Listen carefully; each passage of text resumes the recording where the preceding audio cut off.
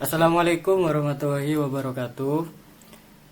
Jadi di sini kami dari kelompok 5 akan memaparkan tentang dua bentuk kejahatan siber yang semakin marak terjadi, yakni yang berjudul pembahasan mengenai cyber sabotage dan cyber extortion.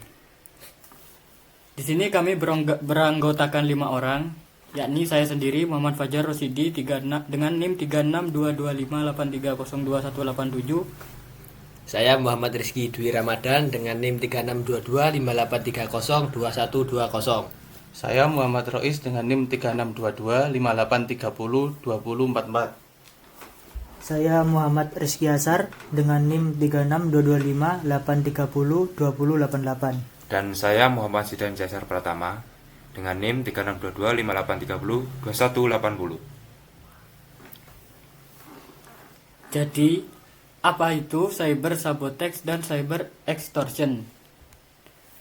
Secara pengertiannya, cyber sabotage merupakan kejahatan yang dilakukan dengan membuat perusakan atau penghancuran terhadap suatu data, program komputer, atau sistem jaringan komputer yang terhubung dengan internet.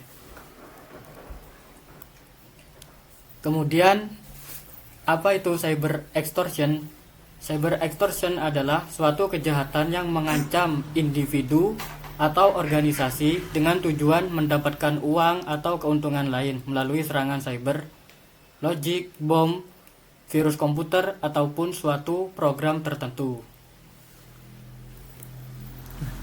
Cyber sabotage and extortion alias kejahatan sabotase dan pemerasan yang dilakukan dengan menyusupkan suatu logic bom, virus komputer atau program tertentu hingga data program komputer atau sistem jaringan komputer tidak dapat digunakan serta tidak berjalan sebagaimana mestinya atau berjalan sesuai yang diinginkan pelaku.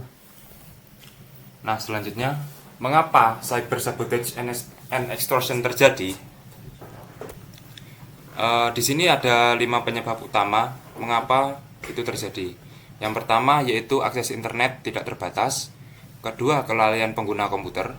Ketiga, pelaku cerdas dalam bidang terkait dan tertarik dengan produk. Yang keempat, sistem keamanan yang lemah. Dan yang terakhir, kurangnya perhatian masyarakat. Nah, salah satu kasus terjadi. Adapun kasus cyber sabotage and extortion yang pernah terjadi di Indonesia yaitu pada tanggal 13 Mei 2017, yaitu sistem komputer Rumah Sakit Harapan Kita dan Darmais di Jakarta diserang oleh sejenis program jahat atau malware bernama WannaCry. Apa sih WannaCry? WannaCry merupakan jenis ransomware serangan dengan modus meminta tebusan sejumlah uang kepada korban. WannaCry menyerang dengan cara mengunci komputer korban atau mengencrypt semua file yang ada www sehingga tidak bisa diakses kembali. Dana tebusan yang diminta waktu itu adalah dengan pembayaran Bitcoin yang setara dengan 300 US dollar. Selanjutnya, penanggulangan cyber sabotage dan extortion. Yang pertama, mengamankan sistem. Membangun sebuah keamanan dengan langkah-langkah yang terintegrasi pada keseluruhan subsistemnya dengan tujuan dapat mempersempit atau bahkan menutup adanya celah-celah unauthorized action yang merugikan. Pengamanan secara personal dapat dilakukan mulai dari tahap instalasi sistem sampai akhirnya menuju ke tahap pengamanan fisik dan pengamanan data. Penyerangan sistem melalui jaringan juga dapat dilakukan dengan melakukan pengamanan seperti FTP, SMTP, Telnet, dan pengamanan web server. Kemudian cara kedua adalah dalam penanggulangan global. Menurut OECD, beberapa langkah penting yang harus dilakukan setiap negara dalam penanggulangan cybercrime adalah: yang pertama, melakukan modernisasi hukum pidana nasional beserta hukum acaranya. Yang kedua, meningkatkan sistem pengamanan jaringan komputer nasional sesuai dengan standar internasional. Yang ketiga, meningkatkan pemahaman serta keahlian aparatur penegak hukum mengenai upaya pencegahan, investigasi, dan penuntutan perkara-perkara yang berhubungan dengan cybercrime. Yang keempat, meningkatkan kesadaran warga negara mengenai masalah cybercrime, serta pentingnya mencegah kejahatan tersebut terjadi lagi. Yang kelima, meningkatkan kerjasama antar negara, baik bilateral, regional, maupun multilateral, dalam upaya penanganan cybercrime. Kesimpulan yang dapat kita ambil berdasarkan kasus kejahatan cyber sabotage dan extortion yang telah dibahas, bahwa kemajuan teknologi mempunyai dampak positif dan negatif. Dampak negatifnya yaitu cybercrime.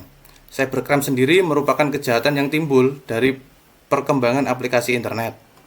Sarana yang dipakai tidak hanya komputer, melainkan juga teknologi, sehingga yang melakukan kejahatan ini perlu proses belajar.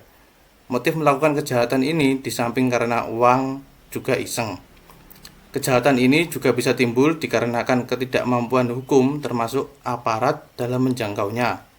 Kejahatan ini bersifat maya di mana si pelaku tidak tampak secara fisik. Jadi itulah pemaparan tentang materi cyber sabotage dan cyber extortion dari kelompok kami. Semoga apa yang sudah dipaparkan dapat bermanfaat untuk kita semua. Cukup sekian dari kelompok kami. Apabila ada kesalahan kata, kami memohon maaf yang sebesar-besarnya. Wassalamualaikum warahmatullahi wabarakatuh.